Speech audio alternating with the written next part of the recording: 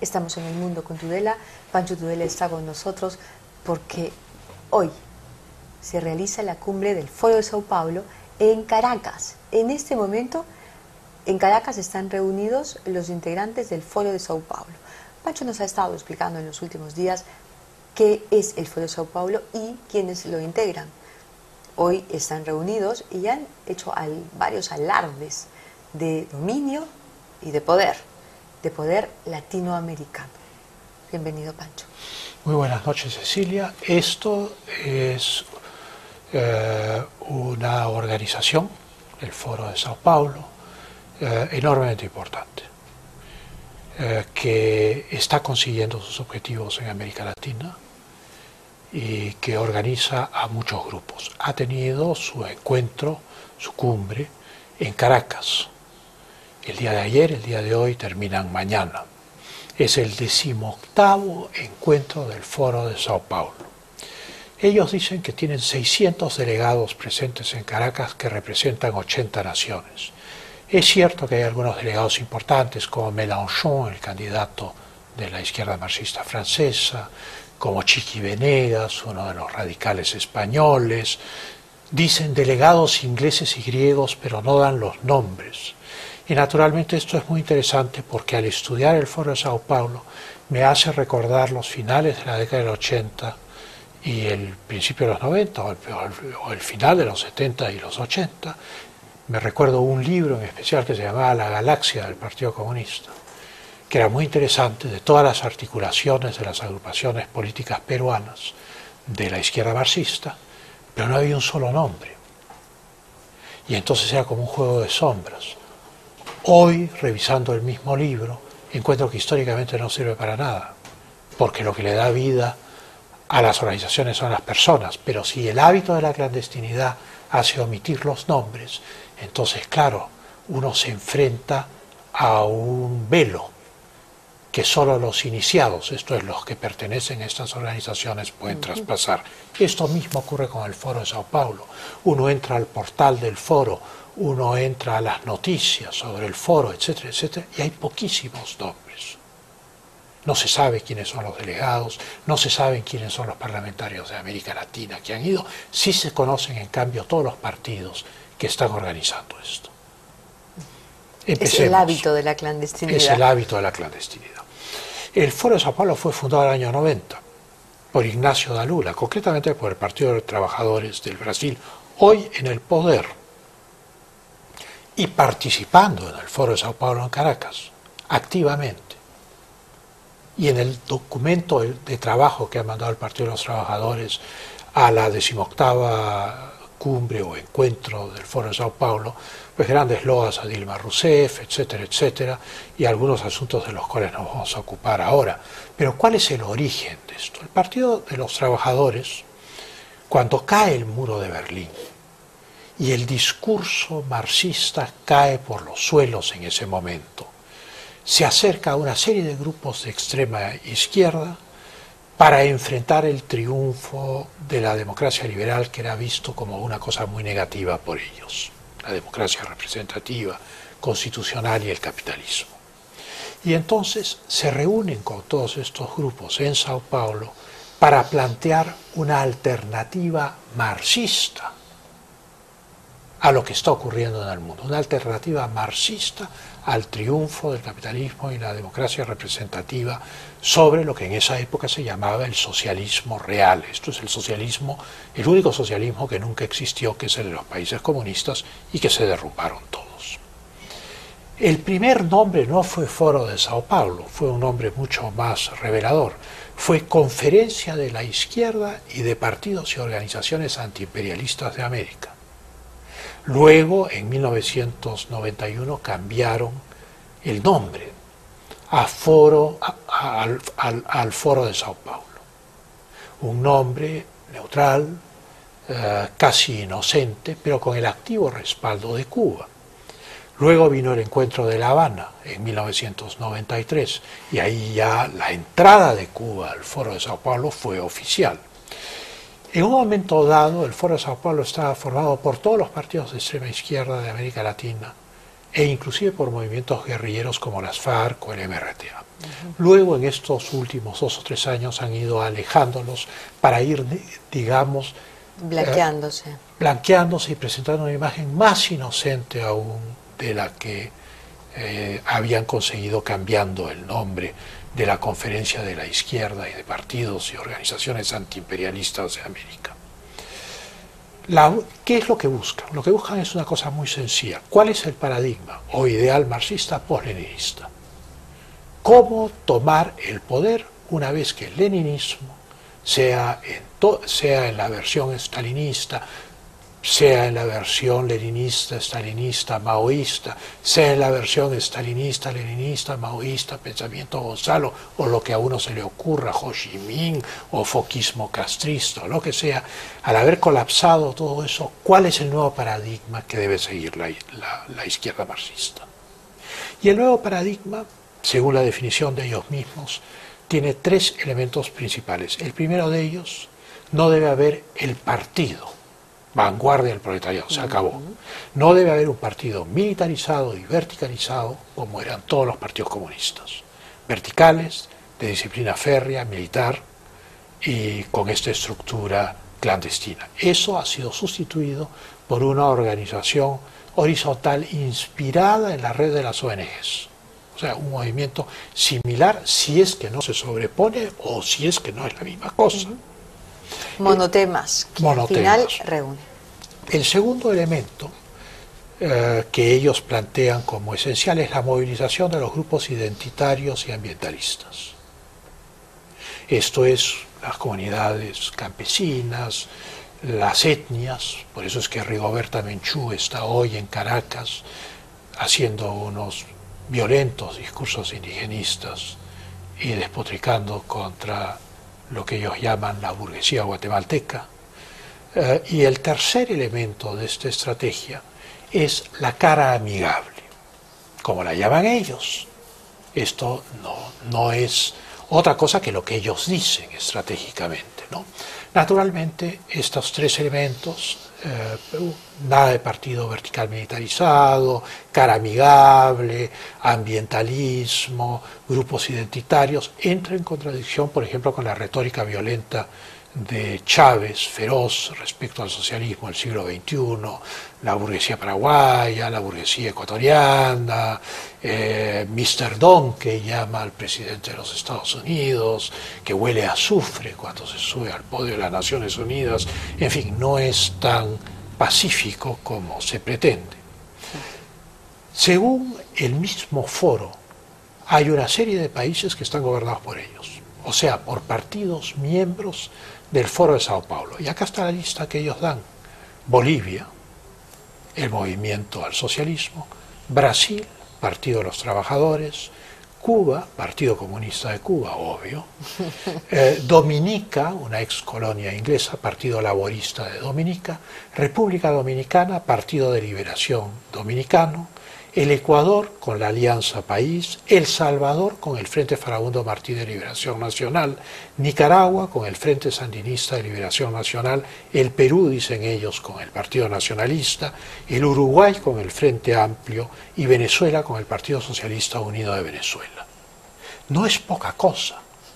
Sea lo que nosotros los peruanos podemos pensar sobre la coyuntura actual, esta es una realidad continental. Esto no es una broma y esto es real. Y han alineado a la mayoría de los países más poderosos del continente. Si López Obrador hubiese ganado en México, su revolución hubiese culminado. Quedarían 2 o 3 bolsones, 2 Chile y Colombia, 1 más bien indeciso el Perú, y se acabó.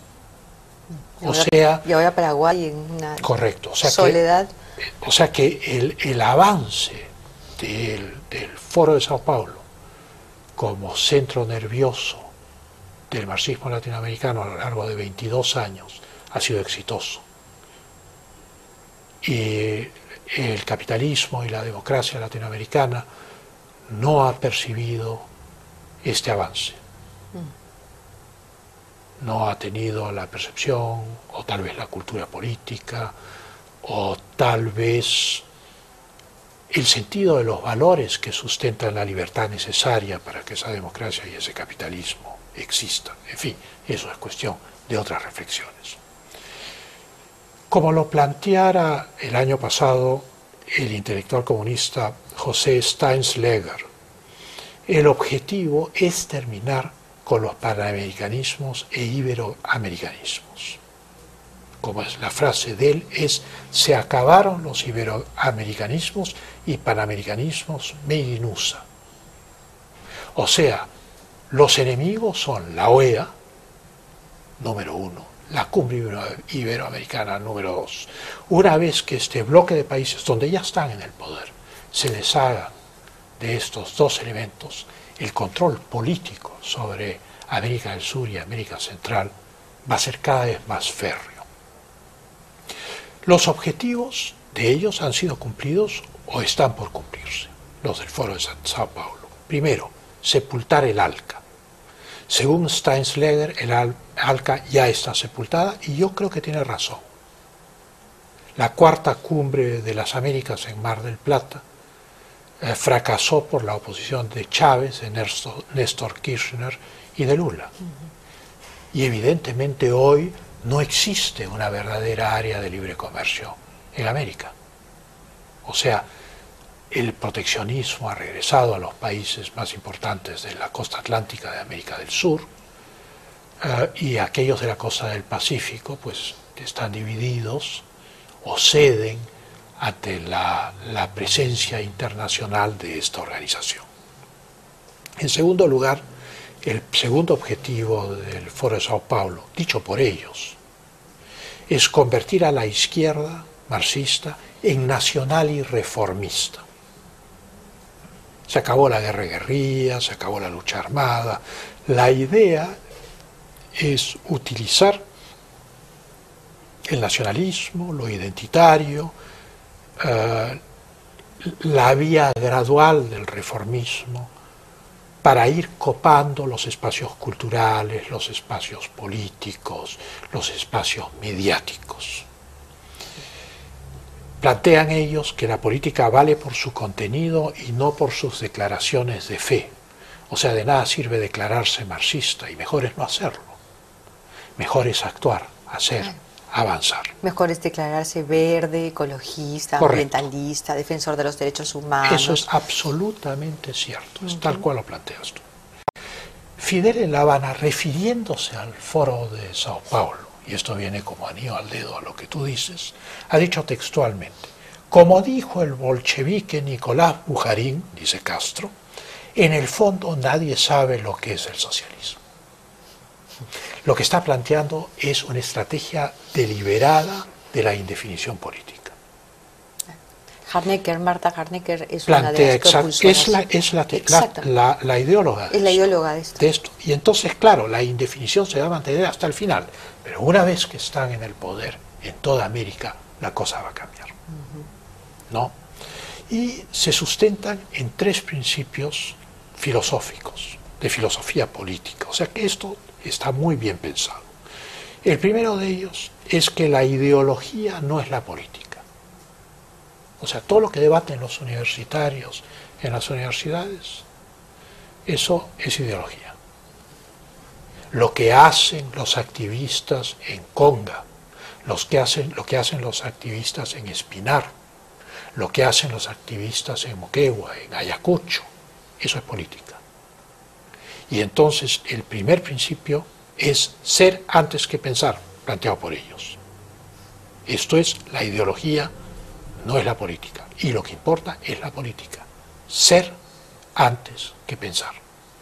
El segundo principio es la economía antes que la filosofía. Yo no voy a ponerme a declamar sobre la sociedad comunista y las utopías de Marx. No, señor. Yo voy a ir de frente a confrontar al sistema económico. Conga no va. Segundo Las cifras principio, sobre la reducción de pobreza no son ciertas. No son ciertas, ¿no? Y entonces, este segundo principio, la economía antes que la filosofía, significa, en términos muy simples, no pierdan su tiempo hablando, vayan a la yugular, Claro. muerdan la yugular de una vez. Ataquen de frente. Ataquen de frente, vayan a a desarticular la economía. El tercer principio filosófico, y esto es Martha Harnecker, es naturalmente el de toda la vida. La lucha de clases es el motor del desarrollo histórico.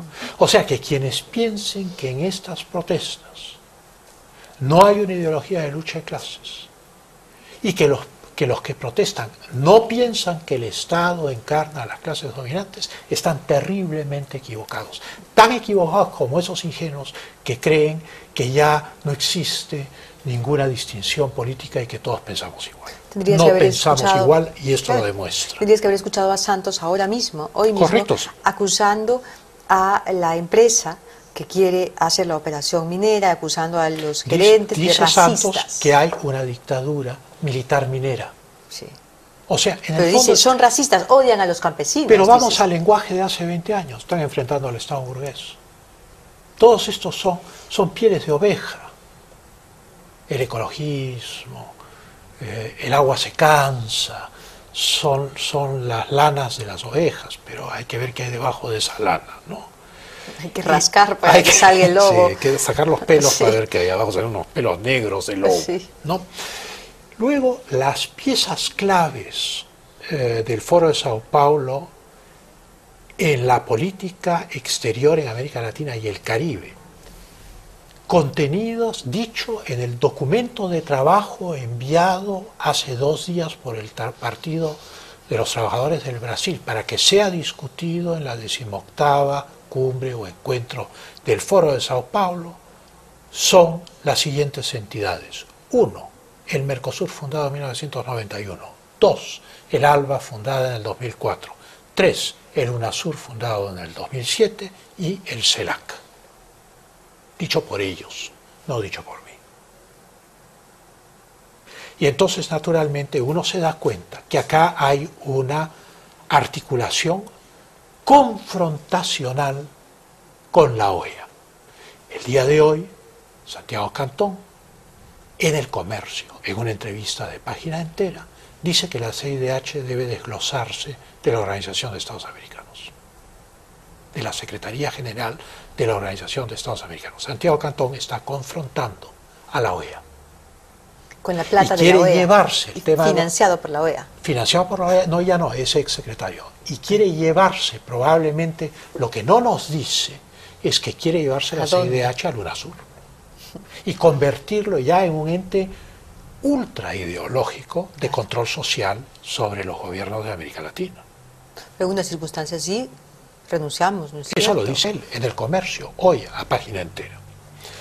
Ahora bien, el Foro de Sao Paulo tiene una estructura, una organización, que está compuesta, y esto está en su portal, por los partidos, que sí están mencionados, he mencionado a los que están en el poder, por el grupo de trabajo, misterio, nadie sabe quiénes son el grupo de trabajo, la clandestinidad de nuevo, y por la red de fundaciones y escuelas partidarias del Foro de Sao Paulo. Esto es, financian escuelas partidarias en el Perú, en el Ecuador, en el Paraguay, en la Argentina, en el mismo Brasil, muchas, en Chile, en toda América. Pero esa red no la vemos, pero está en su portal. ¿Cuál es el objetivo inmediato en términos actuales de la coyuntura política de América Latina hoy? Walter Pomar, que es el secretario ejecutivo del Foro de Sao Paulo, ha dicho hoy: la batalla fundamental de los próximos tiempos para las fuerzas progresistas tiene que ver con las elecciones generales del venidero 7 de octubre en Venezuela. Todos a defender a Chávez. Ese es el fondo del asunto.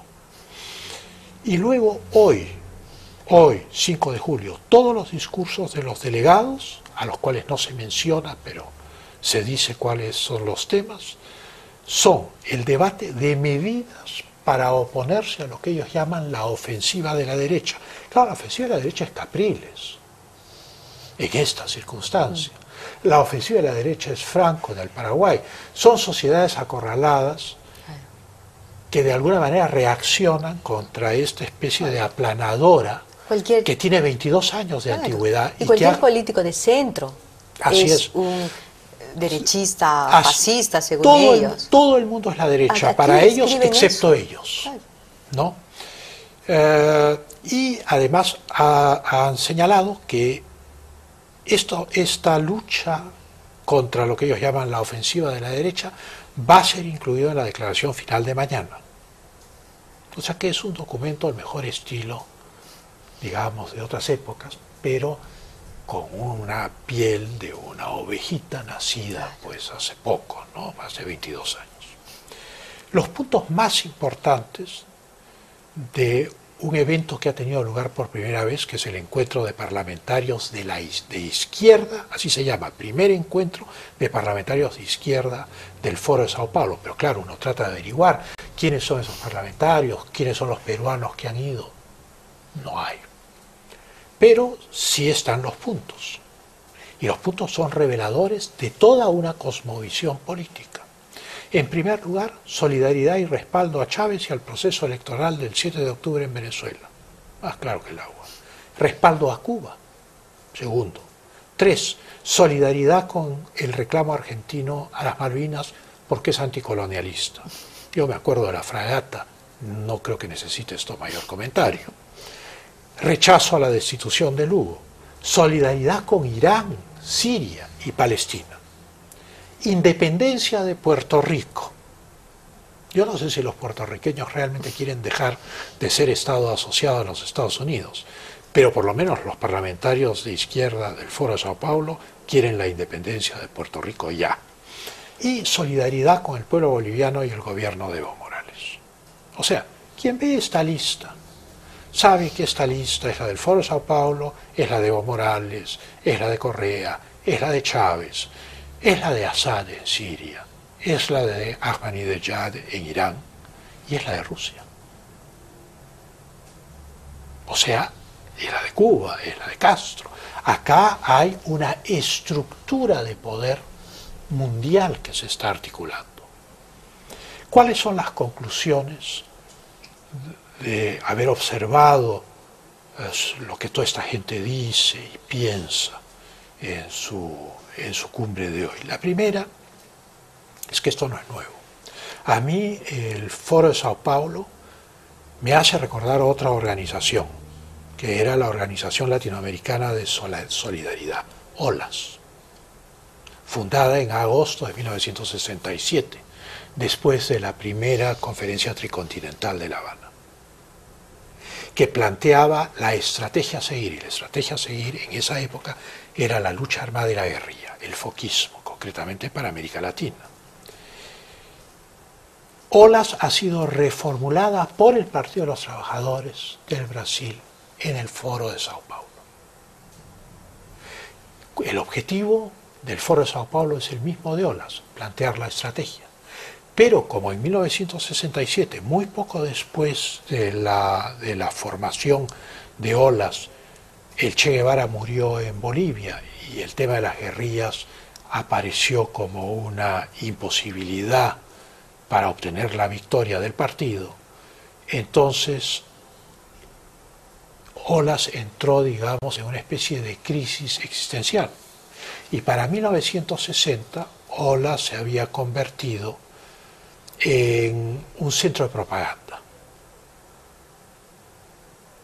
en un centro de distribución de propaganda, pero que carecía de capacidad real de organización. Faltaban 20 años o 21 años para que el socialismo real se derrumbara y desapareciese del mundo. Y es justamente con ese derrumbe que viene la reacción y adquieren la capacidad real de coordinación. Pero era obvio que no podía estar en Cuba. Era obvio que cualquier acción eficaz en América Latina ya no podía proceder de Cuba. Y entonces procedió del país más poderoso de la región. Esto es, Ignacio da Lula funda el Foro de Sao Paulo, la conferencia de los partidos y organizaciones antiimperialistas de América, de la izquierda de América. 22 años después de esta fundación, chapeau, hay que quitarse el sombrero, han tenido éxito.